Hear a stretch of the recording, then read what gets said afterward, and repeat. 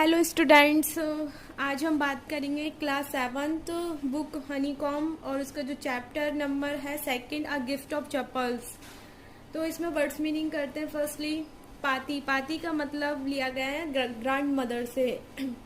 ताता का मतलब लिया गया है ग्रैंडफादर से, क्योंकि जो स्टोरी थी ये केरला की थी। केरला की स्टोरी होने की वजह से जो यहाँ पाती और जो ताता का मतलब है वो ग्रैंडफादर एंड ग्रैंड मदर से लिया गया है। वायर्ड, वायर्ड का मतलब strange and unusual. Fed up का मतलब है tired and unhappy. Eyes fling, जो आइज फ्लिंग का होगा विद टीयर्स, मतलब कि आइज भरी होना, किससे भरी होना? विद टीयर्स, आंसुओं से। Clutter off, going to a nosily, going off a nosily. Okay, इसका फर्स्ट क्वेश्चन करते हैं। Describe the music teachers as see from the window. यहाँ पे हमें म्यूजिक जो टीचर था उसको क्या करना है? वर्णन करना है उसके लिए कि वो कैसा दिखता था। जब बच्चे उसको खिड़की से देखते थे तो म्यूजिक टीचर कैसा दिखता था।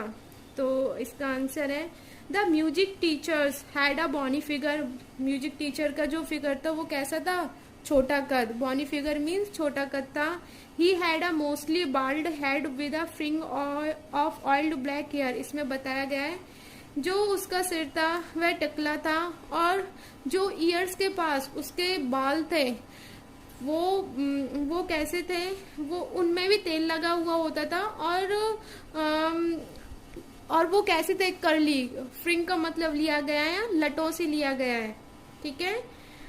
On his ears and old fashion tuft, और वो कैसा अपना पहनावा रखता था?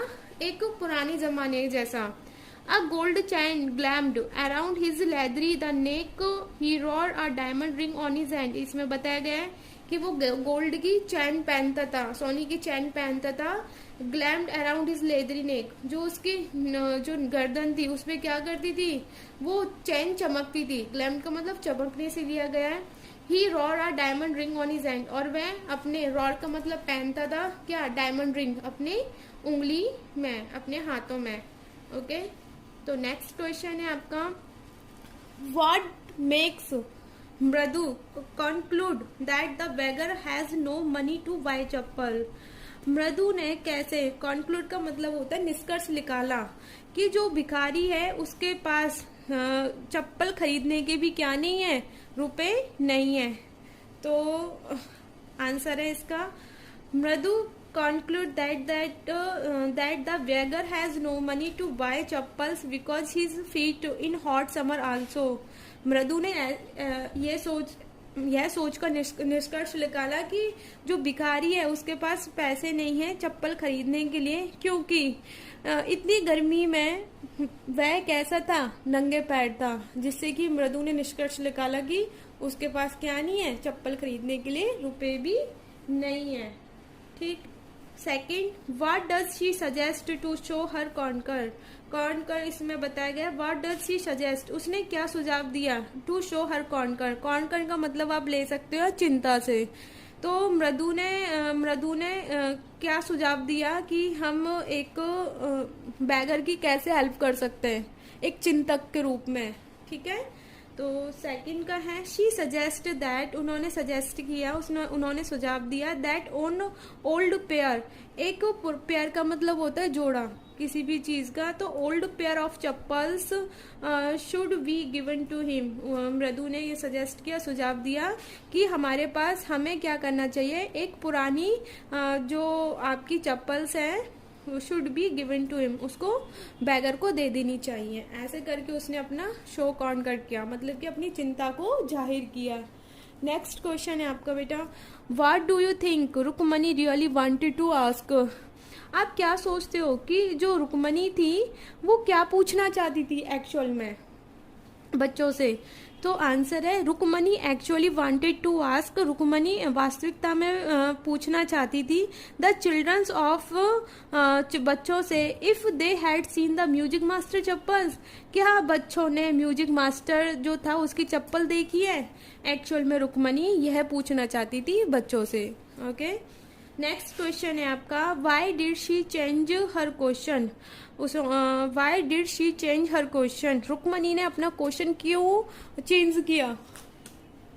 तो इसका आंसर है, she change her question because she thought it was children's misbehave.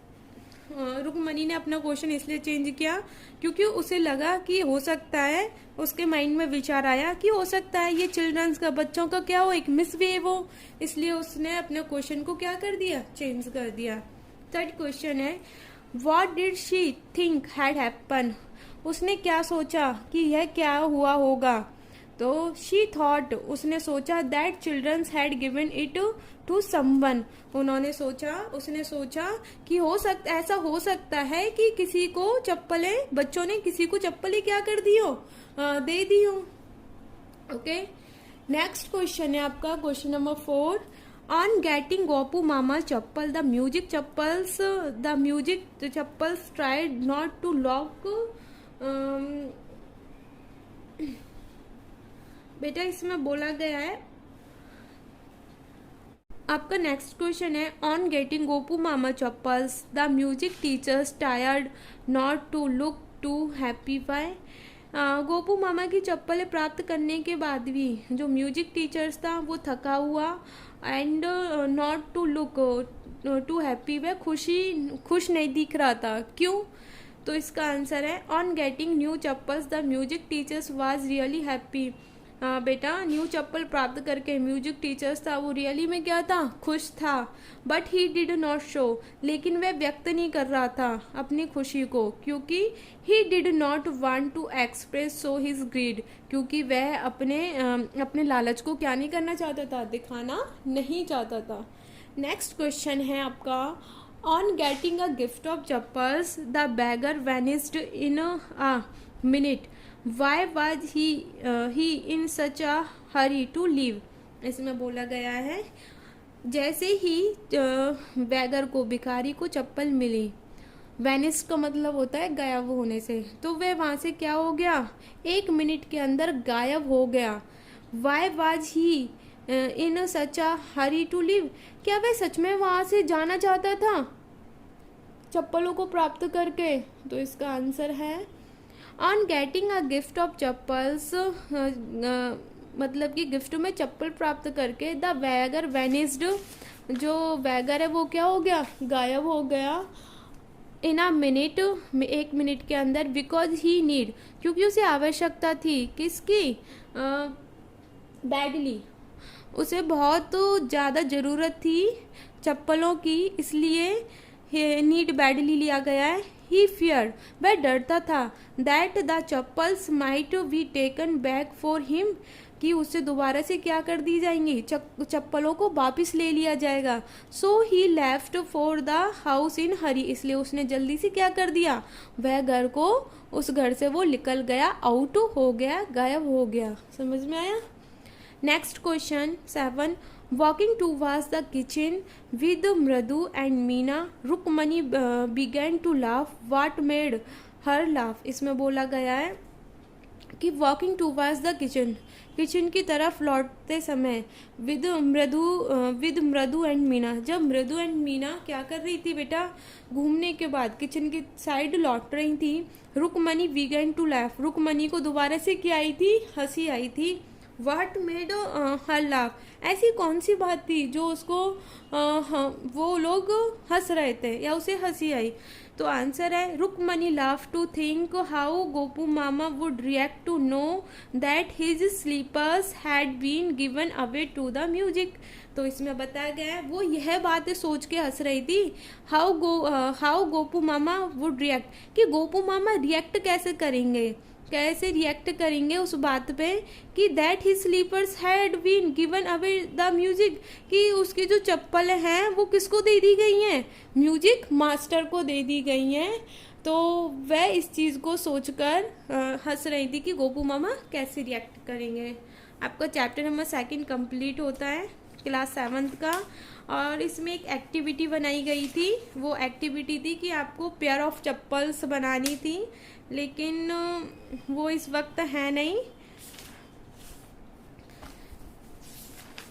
तो मैं आपको PDF के लिंक में वो एक्टिविटी को डाल दूंगी। Okay, thanks for watching.